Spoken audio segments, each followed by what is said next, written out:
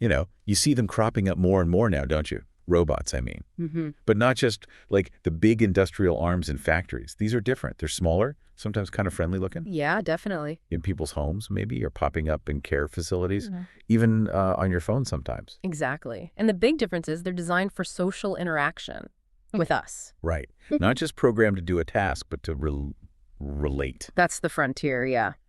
Moving from robots as just tools to robots as companions or helpers that can actually, understand and respond socially, it's a huge shift. And that's what we're diving into today, this really fascinating and sometimes kind of unsettling world of social robots. We've gathered a whole bunch of sources, academic papers, research notes, reports on ethics, human-robot interaction studies. Quite a mix. And our job really is to sift through all that for you. What are the real opportunities here? What are the surprising benefits researchers are actually finding? But just as crucial, what are the big challenges? The really tricky ethical questions that bubble up the more these robots become part of our lives. Yeah, we want to unpack what the experts are saying, what the data shows, and fundamentally, what this all might mean for you. Okay, so maybe let's start with the basics. What even is a robot in this context? Well, the standard definition, I think, from the ISO talks about a programmed actuated mechanism, something with a degree of autonomy. It can act on its own. Right, that's the machine part. But the social part, what makes a robot social? It's not just about doing things. The sources say it's about having social qualities. Yeah. Used specifically to interact with humans. So things like communication that we can understand. Exactly. And being able to respond in ways that feel, social to us, it requires intentional communication. And it pulls from so many fields, doesn't it? Computer science, obviously, but also psychology, engineering, sociology. It's truly interdisciplinary. And these robots are often packed with AI, right? Like natural language processing so they can talk and understand. Or face recognition, so they might know who you are, or maybe even try to read your expression. And the timing. Yeah. Why is this blowing up now? That's a really good question. The research points to some big societal currents, things like the growing issue of loneliness. Which seems to be everywhere. Yeah, and also really practical things like shortages in caregiving staff. Yeah. In nursing homes, hospitals. So these robots are being looked at as, potential solutions, or at least part of the solution, in those contexts. Which leads us nicely into the promise, right? Yeah. The potential benefits the sources are highlighting. One that really jumped out at me, and I have to say was a bit surprising, was using robots to combat loneliness. Yeah, that Harvard Business School research was interesting. They looked at AI companions, specifically a chatbot called Jessie. And found it actually seemed to reduce loneliness. That feels counterintuitive. It does, but the study showed significantly lower loneliness scores after just like a 15-minute chat with Jessie compared to a control group. Wow, just 15 minutes. Yeah, and they stressed it wasn't just a fluke. The finding held up across several studies. What was special about Jessie? Was it just a basic chatbot? Apparently not. The researchers focused on making her believable. She had memory, she could carry on longer conversations, send longer messages.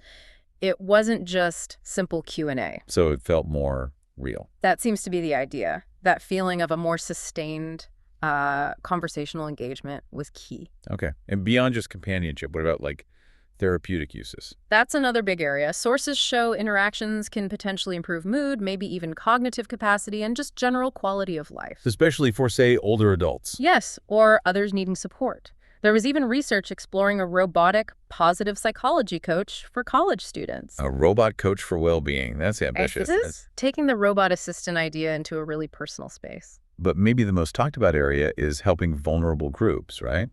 Like older people, particularly those with dementia. Definitely. You see mentions of robots like PARO, the little seal, and PLEO, the dinosaur. Ah, yes, PARO the seal. I've seen pictures of that. They're used in care homes to try and stimulate emotions, encourage people to interact. And they have some practical upsides over, say, a real therapy dog. For sure.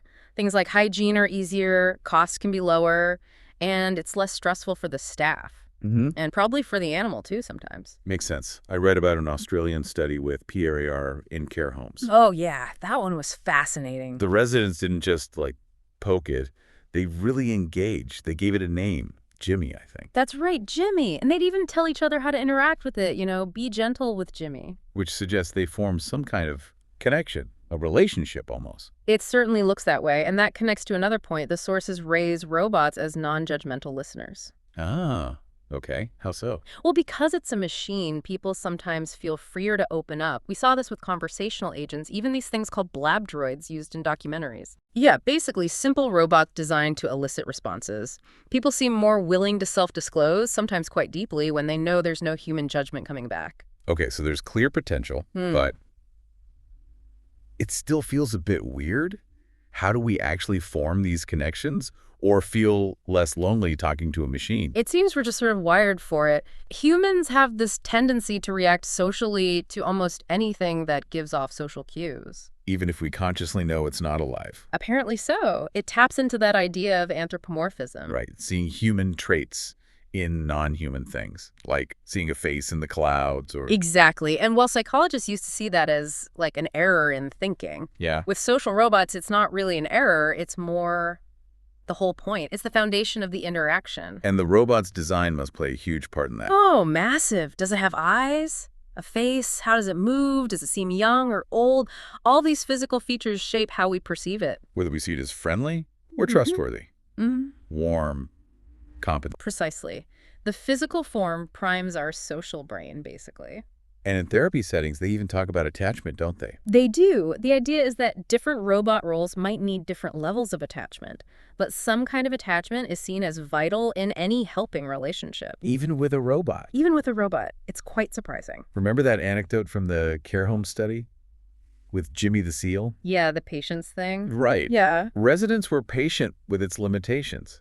They didn't get mad like they might with a slow computer or even a person. They treated it more like, well, like a pet maybe, or even a small child sometimes, showing this social patience. It really shows how readily we can extend our social behaviors. And that brings us squarely to the other side of this. The complications. Ethical minefield, yeah. Because alongside all that potential, there are some really significant concerns. Like what? What are the big ones? Well, one major worry is the impact on our relationships with other humans. If we get used to interacting with robots, does it change how we interact with people? Could it? Could it maybe lead to less empathy? Or, do our social skills suffer somehow? Does it lead to a kind of dehumanization?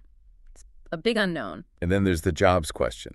Always comes up with automation. Absolutely. Especially in roles like caregiving or education, could social robots replace human workers? And if they do, will new jobs appear? Or will we just have gaps? It's a huge economic and social question. Okay, what else? Privacy must be a big one. Massive. These things are sensors, essentially. They can see, hear, process, potentially record everything around them. Your routines, your preferences. And their conversations. Exactly. And the sources point out that current rules, like GDPR, might not really be enough for this kind of intimate data. So we need new rules for how data is collected, stored, where does it go, the cloud, who consents.